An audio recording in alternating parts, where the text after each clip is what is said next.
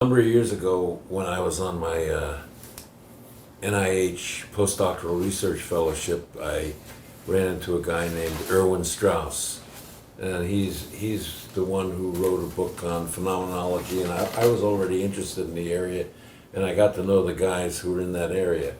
And he's the guy, you may have heard the expression, the upright posture. And he's the guy that said, what made Homo sapiens the dominant force from among all these hominid characters of humankind? What made Homo sapiens the dominant human form? He said the upright posture. All these other hominid forms, they had legs that they could stand on and occasionally would, but they all walked along this way. And he said they got to look at 3 by 3 yards. They got to look at 9 square yards in front of them, and they have these small brains.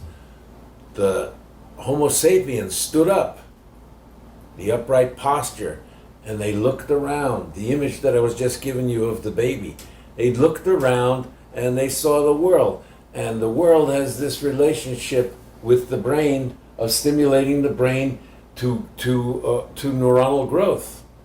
So I didn't want to get into the thing I was afraid of there is I'm not trying to get into the explanation of that as much as to say, here I see little Colin, my 12th grandchild in there, and I see all the women gathering around him and say, look at how he wants to stretch his legs and he wants to stand on it. And I'm saying, I'm looking at him and I'm watching his head and I'm saying, no, you don't get it. He gets friendly enzymes. He gets all kinds of reinforcements from seeing the stimuli in his environment. And that's what we're really talking about. We're never talking about, we take the S, Don, we're guilty. We take the S and we say it's information. Here's a list. You want to give me a list before, you said. You want to give George and me a list on how to do this. Right.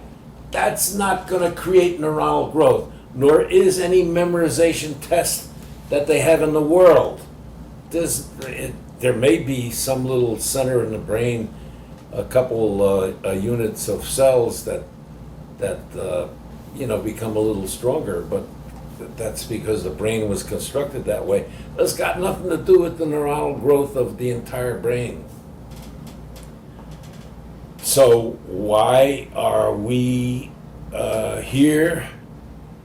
Why are we looking to, for example, looking to America for leadership in the world? Because we've allowed our children to engage in this process of neuronal growth. To some degree, we've done child-centered, to some degree, not necessarily always systematically, but we've done child-centered parenting. We followed the kid on his natural learning course, the social learning course that we tried to encapsulate in exploring, understanding, and acting. Exploring where you are, understanding, so to speak, where you want to be, and then acting. That's a little sophisticated for an infant, but following that and responding to that, I don't know, you saw my negative reaction to when they wanted to say, and if you can label that, that'll prepare them for school. No, they don't need to label it. The brain is growing. That's what it's all about. Hernan would say, the divine providence. This is divine intervention that's leading that baby to getting his full share of 100 billion neurons. 100 billion neurons with a B. Each neuron of which has a potential ability to send out 100,000 messages simultaneously. So we're getting into extraordinary numbers there. In some respects, the pattern that I've given you here is a reflection of, is a cognitive map, Don would call it, for neuronal growth. And I'm going to talk about that. But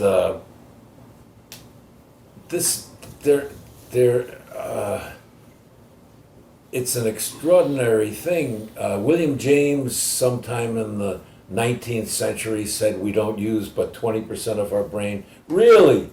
Really? So we use 20 billion neurons and firing simultaneously? Give me a break. There is nobody who's using anything but an infinitesimal amount of his brain power.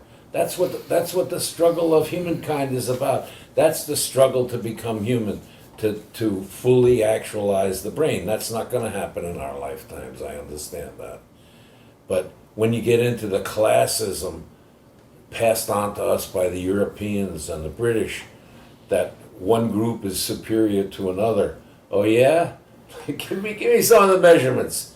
Well, you only use 7 billion neurons and we use 9. Come on.